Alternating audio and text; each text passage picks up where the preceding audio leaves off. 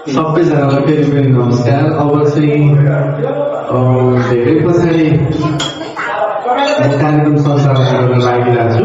बिचमा केही भएका भुलचुक त्रुटिहरू भयो भने मलाई क्षमा गरिदिनुहुन्छ भन्ने मैले आशा राखेको छु।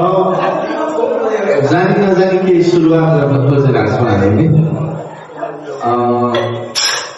काठमाडौँमा यस किसिमको प्र्याक्टिसहरू धेरै भइरहेको थियो। म पनि एक दुई ठाउँमा गएको थिएँ काठमाडौँमा। अनि जाने क्रममा चाहिँ धरानमा पनि धरान त त्यसै पनि कला साहित्यको उर्वर भूमि।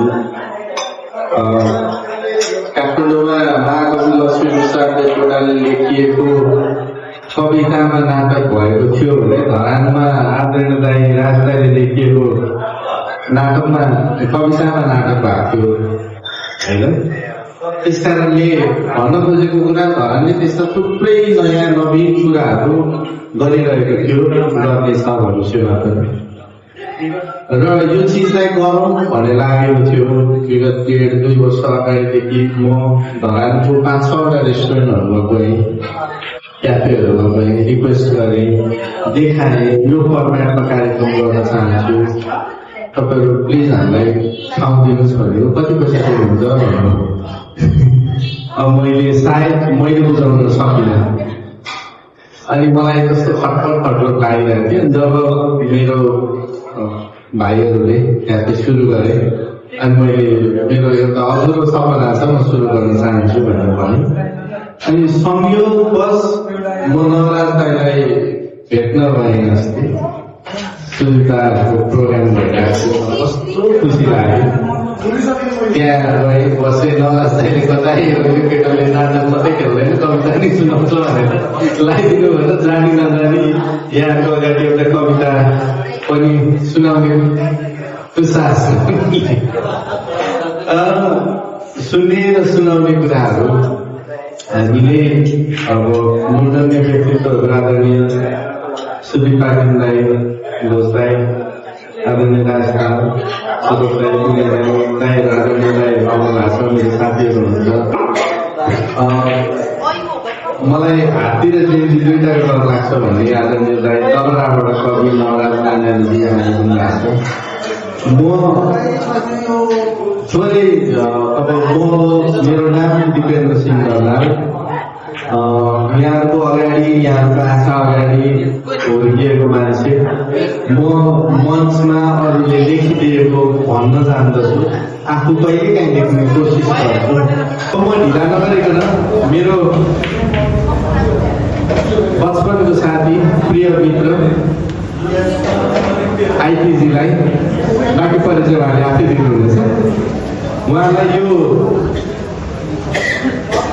कवि र कविता शिक्षकको आजको यो कार्यक्रमको पहिलो आफ्ना सृजना वाचन गरिदिनुको लागि हार्दिक अनुरोध गर्दछु। धन्यवाद।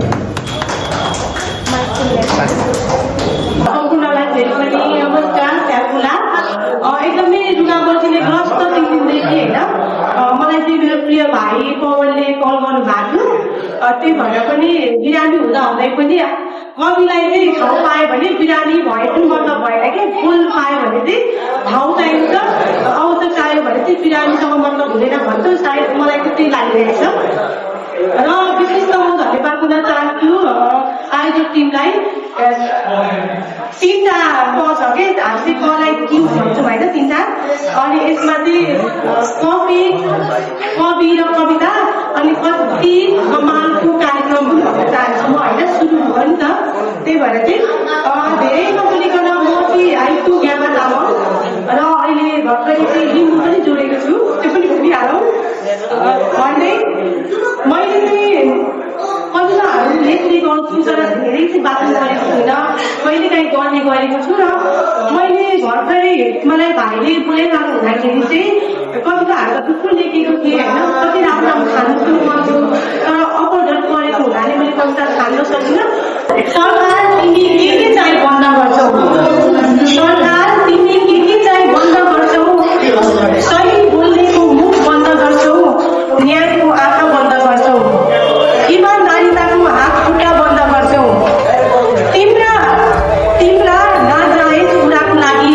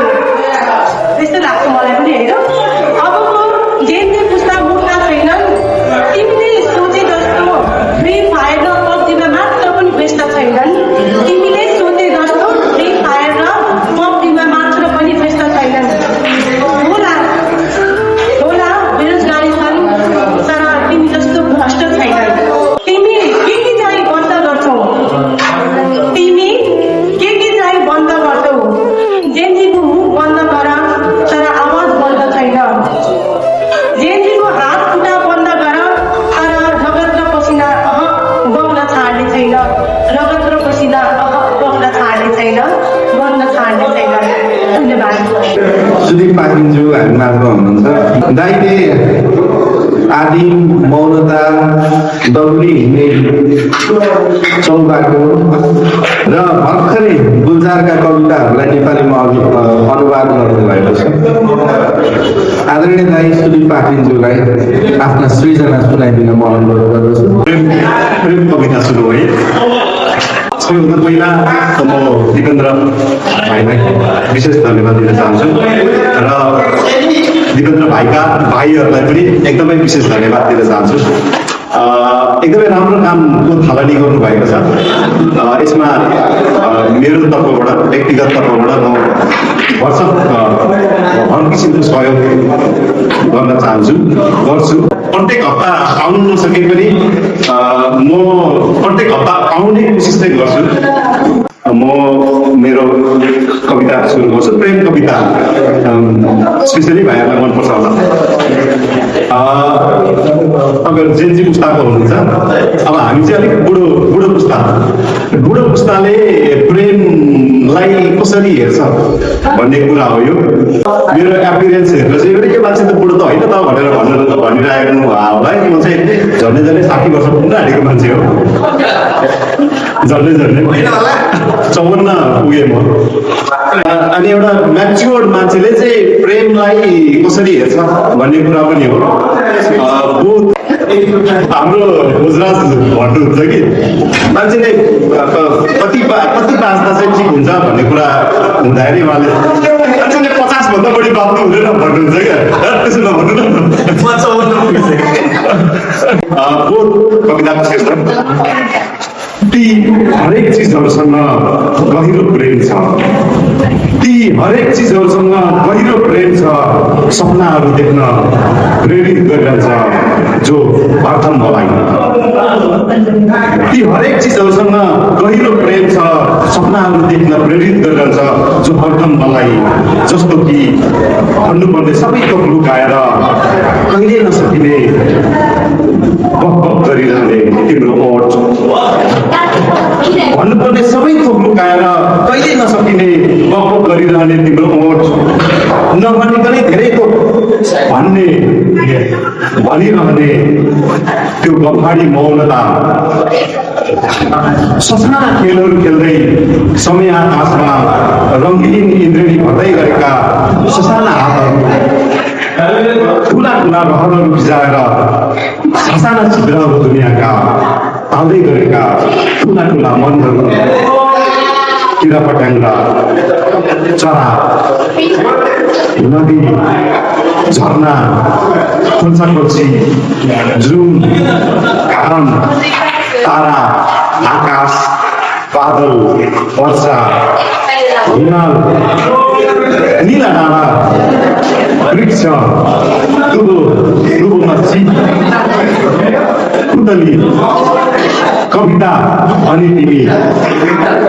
यी सबै चिजहरूसँग गहिरो प्रेम छ। सपनाहरू हेर्न प्रेरित गर्दछ जो हरदम मलाई। धन्यवाद।